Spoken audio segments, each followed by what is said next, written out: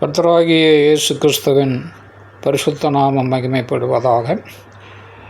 இன்றைக்கான வேத பகுதி யாக்கோபு 3ஆம் அதிகாரம், 4ஆம் அதிகாரம் மற்றும் 5ஆம் அதிகாரம் வாசிக்க கேட்போம். இந்த வேத வாக்கியங்களை வாசிக்கிறவனும் கேட்கிறவர்களும் அதன்படி கை கொண்டு நடக்கிறவர்களும் பாக்கியவான்கள்.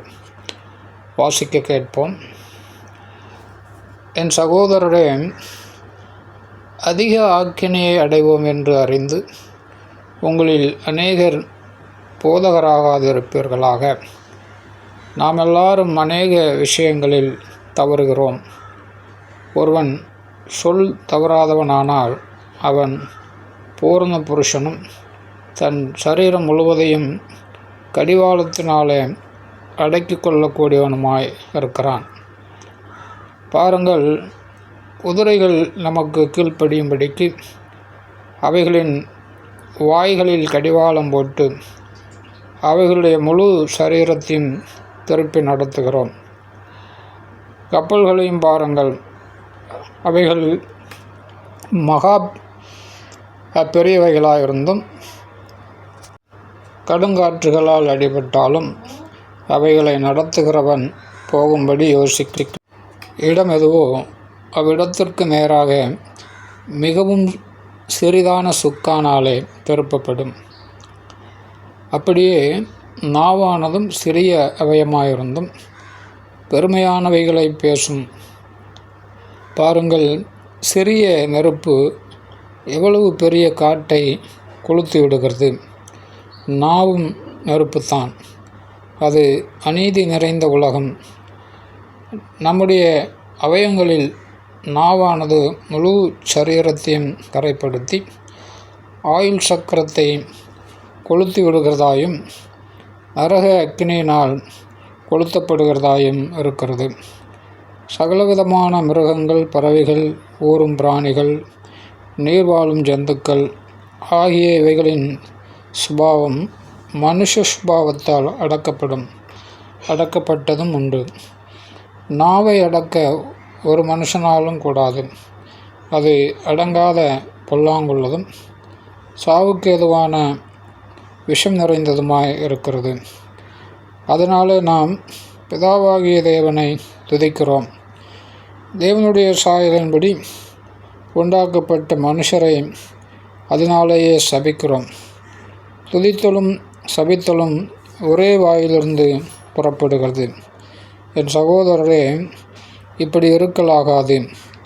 ஒரே ஊற்றுக்கண்ணிலிருந்து தித்திப்பும் கசப்புமான தண்ணீர் சுரக்குமா? என் சகோதரரே, அத்திமரம் ஒலிவ பழங்களையும் திராட்சை செடி அத்திப்பழங்களையும் கொடுக்குமா? அப்படியே ஓர்ப்பான நீரூற்று தித்திப்பான ஜலத்தை கொடுக்க மாட்டாது. உங்களில் ஞானியும் விவேகியுமாய் இருக்கிறவனவனோ அவன் ஞானத்திற்குரிய சாந்தத்தோடு தன் கிரியைகளை நல்ல நடக்கையினாலே காண்பிக்க கடவன். உங்கள் இருதயத்தில் கசப்பான வைராக்கியத்தையும் விரோதத்தையும் வைத்தீர்களானால் நீங்கள் பெருமை பாராட்டாதிருங்கள். சத்தியத்திற்கு விரோதமாய் பொய் சொல்லாமலும் இருங்கள். இப்படிப்பட்ட ஞானம் பரத்திலிருந்து இறங்கி வருகிற ஞானமாயிராமல் லௌகிக சம்பந்தமானதும் ஜென்ம சுபாவத்துக்குரியதும் பேய்த்தனத்துக்கு அடுத்ததுமாய் இருக்கிறது. வைராக்கியமும் விரோதமும் எங்கே உண்டோ அங்கே கலகமும் சகல துச்செய்திகளும் உண்டு. பரத்திலிருந்து வருகிற ஞானமோ முதலாவது சுத்தமுள்ளதாயும் பின்பு சமாதானமும் சாந்தமும் இணக்கமும் உள்ளதாயும் இரக்கத்தாலும் நற்கனிகளாலும் நிறைந்ததாயும் பட்சபாதமில்லாததாயும் மாயமற்றதுமாய் இருக்கிறது. நீதியாகிய கனியானது சமாதானத்தை நடப்பிக்கிறவர்களாலே சமாதானத்திலே விதைக்கப்படுகிறது.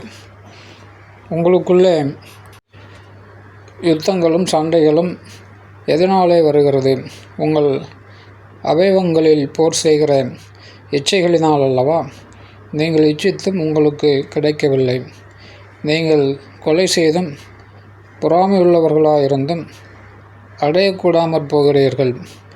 நீங்கள் சண்டமும் யுத்தமும் பண்ணியும் நீங்கள் விண்ணப்பம் பண்ணாதிருக்கிறதுனாலே உங்களுக்கு சித்திக்கிறதில்லை. நீங்கள் விண்ணப்பம் பண்ணியும் உங்கள் இச்சைகளை நிறைவேற்றும்படி செலவழிக்க வேண்டுமென்று தகாத விதமாய் விண்ணப்பம் பண்ணுகிறபடினால் பெற்றுக்கொள்ளாமல் இருக்கிறீர்கள். விபச்சாரிகளே, உலக சிநேகம் தேவனுக்கு விரோதமான பகையென்று அறியீர்களா? ஆகையால் உலகத்துக்கு சிநேகிதனாக இருக்க விரும்புகிறவன் தேவனுக்கு பகைஞராகிறான். நம்மில் வாசமாயிருக்கிற ஆவியானவர் நம்மிடத்தில் வைராக்கிய வாஞ்சியாய் இருக்கிறார் என்று வேத வாக்கியம் வீணாய் சொல்லுகிறதென்று நினைக்கிறீர்களா? அவர் அதிகமான கிருபையை அளிக்கிறாரே. ஆதலால் தேவன் பெருமை உள்ளவர்களுக்கு எதிர்த்து நிற்கிறார், தாழ்மை உள்ளவர்களுக்கோ கிருபை அளிக்கிறார் என்று சொல்லியிருக்கிறது. ஆகையால் தேவனுக்கு கீழ்ப்படிந்திருங்கள், பிசாசுக்கு எதிர்த்து நில்லுங்கள், அப்பொழுது அவன் உங்களை விட்டு ஓடிப்போவான். தேவனிடத்தில் சேருங்கள், அப்பொழுது அவர் உங்களிடத்தில் சேருவார். பாவிகளே, உங்கள் கைகளை சுத்திகரியுங்கள். இருமனம் உள்ளவர்களே, உங்கள் இருதயங்களை பரிசுத்தமாக்குங்கள். நீங்கள் துயரப்பட்டு துக்கித்து அழுங்கள். உங்கள் நகைப்பு துக்கிப்பாகவும் உங்கள் சந்தோஷம் சஞ்சலமாகவும் மாறக்கடவது. கர்த்தருக்கு முன்பாக தாழ்மைப்படுங்கள், அப்பொழுது அவர் உங்களை உயர்த்துவார். சகோதரரே, ஒருவருக்கொருவர் விரோதமாய் பேசாதிருங்கள். சகோதரனுக்கு விரோதமாய் பேசி தன் சகோதரனை குற்றப்படுத்துகிறவன் நியாயப்பிரமாணத்திற்கு விரோதமாய் பேசி நியாயப்பிரமாணத்தை குற்றப்படுத்துகிறான். நியாயப்பிரமாணத்தை குற்றப்படுத்துவாயானால் நீ நியாயப்பிரமாணத்தின்படி செய்கிறவனாயிராமல் அதற்கு நியாயாதிபதியாயிருப்பாய். நியாயப்பிரமாணத்தை கட்டளையிடுகிறவர் ஒருவரே, அவரே இரட்சிக்கவும் அழிக்கவும் வல்லவர். மற்றவனை குற்றப்படுத்துகிறதற்கு நீ யார்? மேலும் நாங்கள் இன்றைக்கு அல்லது நாளைக்கு இன்ன பட்டணத்திற்கு போய் அங்கே 1 வருஷம் தங்கி வியாபாரம் செய்து சம்பாத்தியம் பண்ணுவோம் என்கிறவர்களே, கேளுங்கள். நாளைக்கு நடப்பது உங்களுக்கு தெரியாதே. உங்கள் ஜீவன் எப்படிப்பட்டது? கொஞ்ச காலம் தோன்றி பின்பு தோன்றாமற் போகிற புகையைப் போல் இருக்கிறதே. ஆகையால் ஆண்டவருக்கு சித்தமானால் நாங்களும் உயிரோடு இருந்தால் என்னென்னதை செய்வோம் என்று சொல்ல வேண்டும். இப்பொழுது உங்கள் வீம்புகளில் மேன்மை பாராட்டுகிறீர்கள். இப்படிப்பட்ட மேன்மை பாராட்டல் யாவும் பொல்லாங்காயிருக்கிறது. ஆதலால் ஒருவன் நன்மை செய்ய அறிந்தவனாயிருந்தும் அதை செய்யாமற் போனால் அது அவனுக்கு பாவமாயிருக்கும். ஆமென். 5ஆம் அதிகாரம். ஐஸ்வர்யவான்களே, கேளுங்கள். உங்கள் மேல் வரும் நிர்பந்தங்களின் நிமித்தம் அலறி அழுங்கள். உங்கள் ஐஸ்வர்யம் அழிந்து உங்கள் வஸ்திரங்கள் பொட்டரித்து போயின. உங்கள் பொன்னும் வெள்ளியும் துருப்பிடித்தது. அவைகளிலுள்ள துரு உங்களுக்கு விரோதமாக சாட்சியாயிருந்து அக்னியைப் போல உங்கள் மாம்சத்தை தின்னும். கடைசி நாட்களிலே பொக்கிஷத்தை சேர்த்தீர்கள். இதோ உங்கள் வயல்களை அறுத்த வேலைக்காரருடைய கூலி உங்களால் அநியாயமாய் பிடிக்கப்பட்டு கூக்குரலிடுகிறது. அறுத்தவர்களுடைய கூக்குரல் சேனைகளுடைய கர்த்தரின் செவிகளில் பட்டது. பூமியிலே நீங்கள் சம்பிரமமாய் வாழ்ந்து சுகபோகத்தில் உழன்றீர்கள். கொளுத்தவைகளை அடிக்கும் நாளில் நடக்கிறது போல உங்கள் இருதயங்களை போஷித்தீர்கள். நீதிமானை நீங்கள் ஆக்கினைக்குள்ளாக தீர்த்து கொலை செய்தீர்கள். அவன் உங்களோடு எதிர்த்து நிற்கவில்லை. இப்படி இருக்க சகோதரரே, கர்த்தர் வருமளவும் நீடிய பொறுமையாயிருங்கள். இதோ பயிரிடுகிறவன் பூமியின் நற்பலனை அடைய வேண்டுமென்று முன்மாடியும் பின்மாடியும் வருமளவும் நீடிய பொறுமையோடு காத்திருக்கிறான். நீங்களும் நீடிய பொறுமையோடு இருந்து உங்கள் இருதயங்களை ஸ்திரப்படுத்துங்கள். கர்த்தரின் வருகை சமீபமாக இருக்கிறது. சகோதரரே, நீங்கள் நியாயந்தீர்க்கப்படாதபடிக்கு ஒருவருக்கொருவர் விரோதமாய் முறையிடாதிருங்கள். இதோ, நியாயாதிபதி வாசற்படியில் நிற்கிறார்.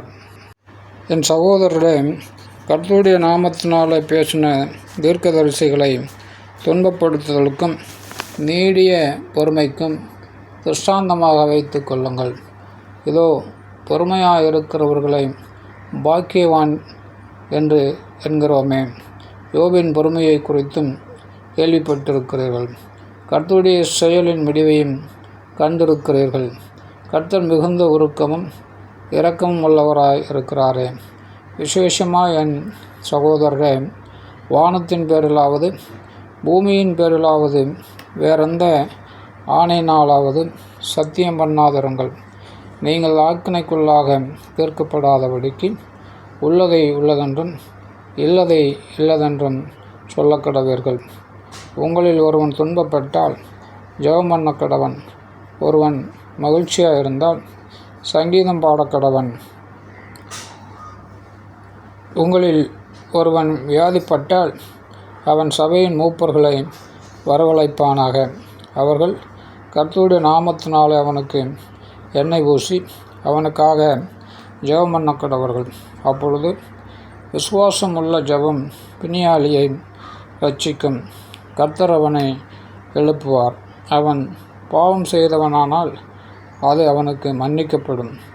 நீங்கள் சொஸ்தமடையும்படிக்கு உங்கள் குற்றங்களை ஒருவருக்கொருவர் அறிக்கையிட்டு ஒருவருக்காக ஒருவர் ஜெபம் பண்ணுங்கள். நீதிமான் செய்யும் ஊக்கமான வேண்டுதல் மிகவும் பலனுள்ளதாய் இருக்கிறது. எலியா என்பவன் நம்மைப் போல பாடுள்ள மனுஷனாயிருந்தும் மழை பெய்யாதபடிக்கு கருத்தாய் ஜெபம் பண்ணினான். அப்பொழுது 3 வருஷமும் 6 மாதமும் பூமியின் மேல் மழை பெய்யவில்லை. மறுபடியும் ஜெபம் பண்ணினான். அப்பொழுது வானம் மழையை பொழிந்தது. பூமி தன் பலனை தந்தது. சகோதரரே, உங்களில் ஒருவன் சத்தியத்தை விட்டு விலகி மோசம் போகும்போது மற்றவன் அவனை திருப்பினால், தப்பிப்போன மார்க்கத்தில் நின்று பாவியை திருப்புகிறவன் ஒரு ஆத்மாவை மரணத்தினின்று இரட்சித்து திரளான பாவங்களை மூடுவான் என்று அறியக்கடவன். ஆமேன்.